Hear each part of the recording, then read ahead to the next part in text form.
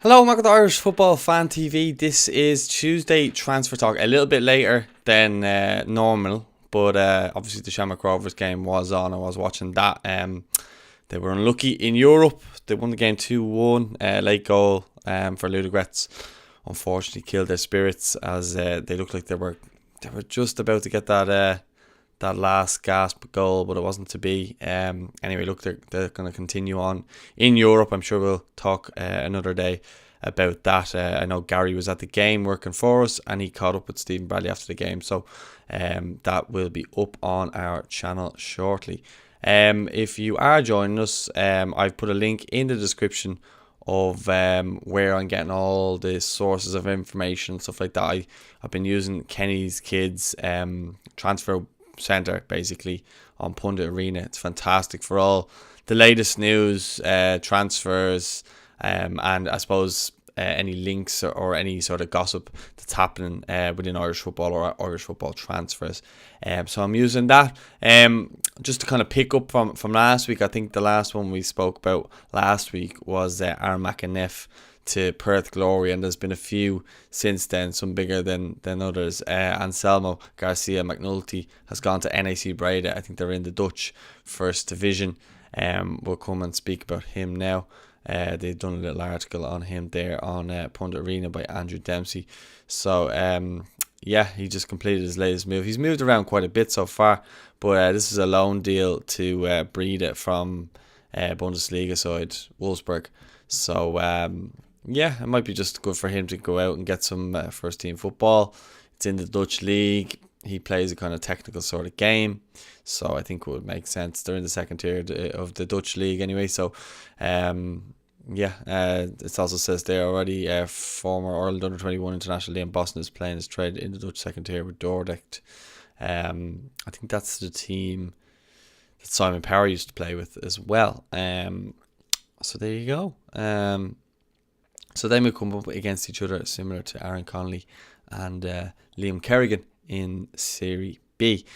And then Promise Share has obviously gone to Fleetwood.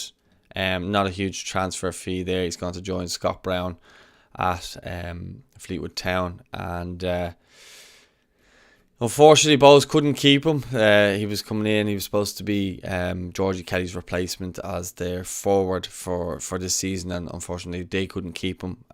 But he's gone to Fleetwood. Seems quite happy to have gone there. A lot of our best players are moving to League One from our Premier Division. Unfortunately, this just seems to be there's a lot of money in League One, and there's not a lot of money in our league, and the just I suppose English football is light years ahead of Irish football at the moment, and even League One in terms of their facilities and everything else. So look, I can see why he's gone there. Don't think it's a great club for him to go to.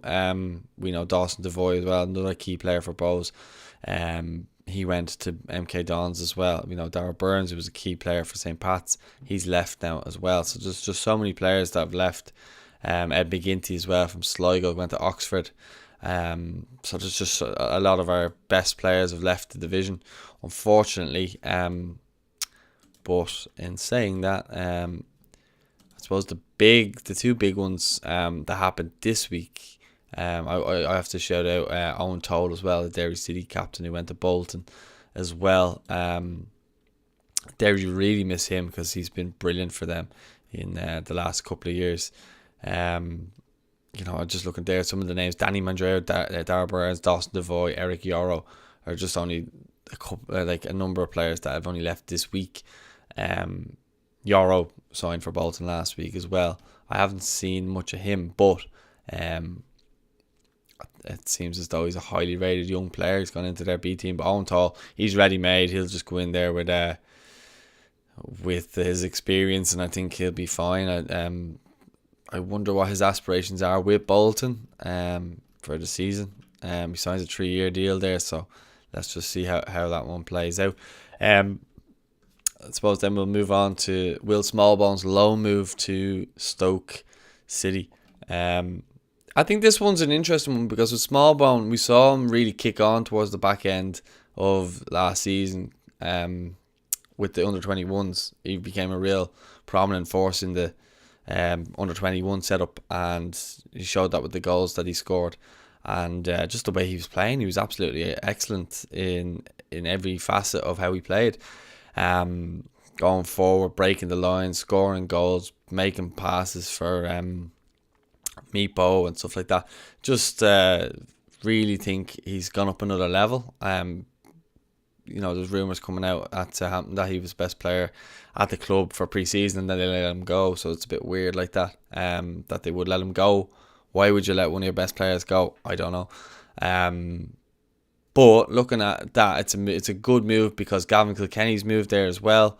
John O'Shea's just gone there as well. It was obviously the under-21 coach as well. So I'd say he had some sort of say in the pull there in getting Smallbone and Kilkenny there. And look, from an Irish point of view, it can't be a bad thing if the two of them are playing week in, week out for Stoke and maybe pushing them up the table and up towards those playoff spots or even up towards the top end of the league. You just never know with the Championship what way it would go. But I do think it's a good move for Smallbone. I think it's also a good move for Kilkenny, and the fact that John O'Shea is there as well.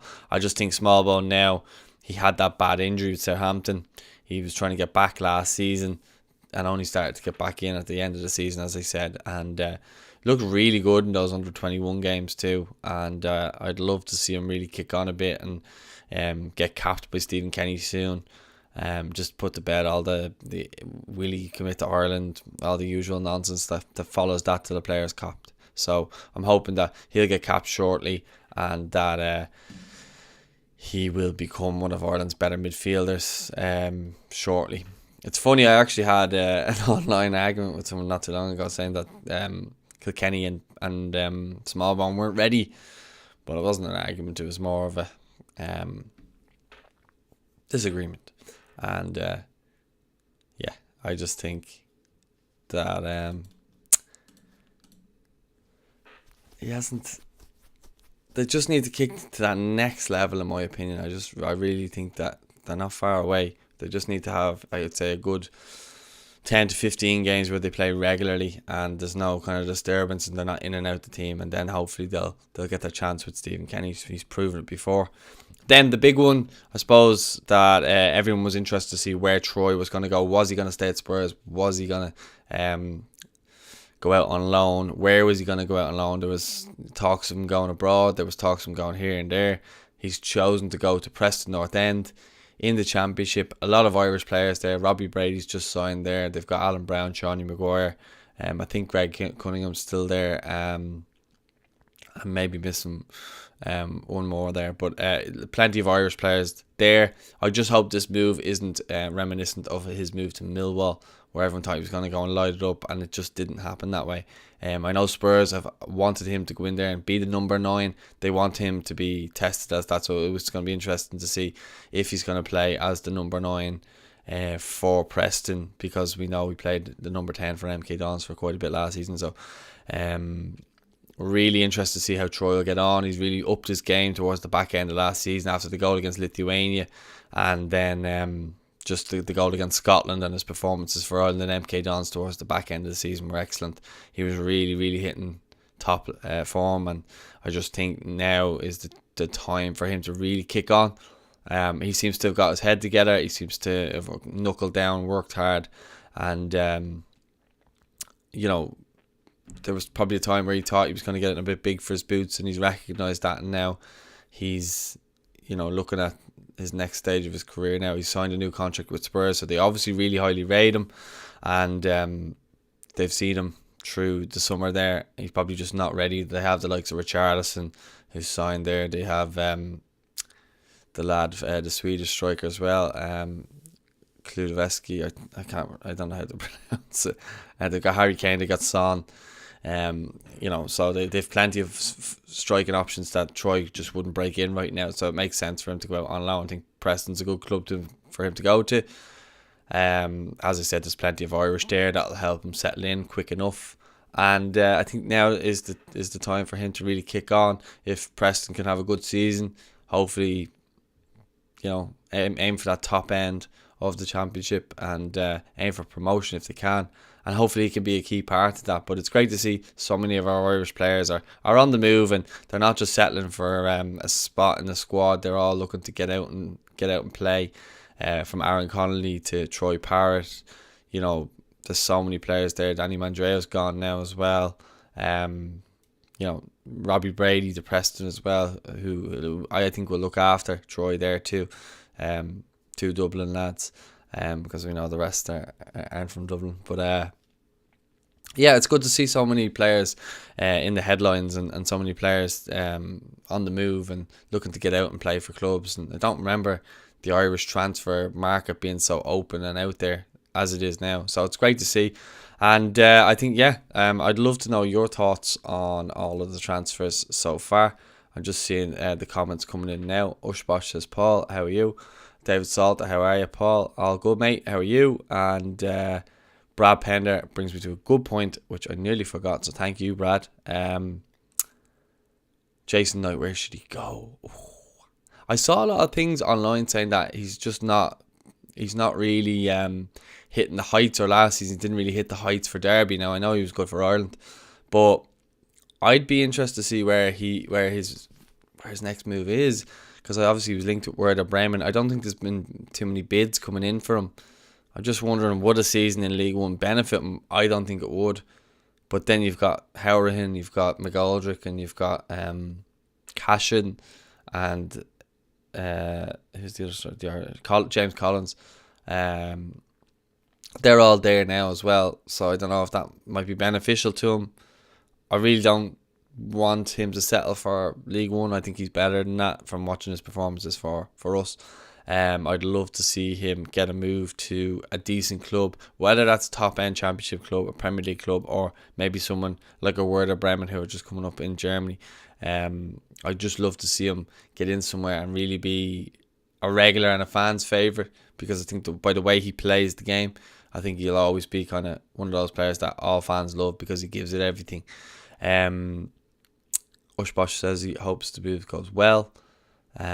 He's still young. Yeah, look, as well as if you're just joining and you haven't seen the Aaron Connolly interview I did, the podcast I did over the weekend, you should check that out. It's getting the mentions in all the papers at the moment. But it's just great to see so many of our players. As I said, they're going out, they're trying to get first team football because they're listening to the manager Stephen Kenny saying that they need to get out and they need to play to warrant a spot in the national team, which is great, because how many times in the past have we been looking at managers and they're just selecting their favourite players and they're not getting in at their club and they're rusty when they come in and they're not sharp then when they're coming in to play for the national side. So look, lots of players have moved in this transfer market. As the weeks go on now, it's probably going to get quieter in terms of the transfers that I'll be going through and stuff like that, but I'll still obviously be doing it every Tuesday, unless work comes up and disrupts that. But every Tuesday I'll be still doing this. We will be back tomorrow for some League of Ireland stuff.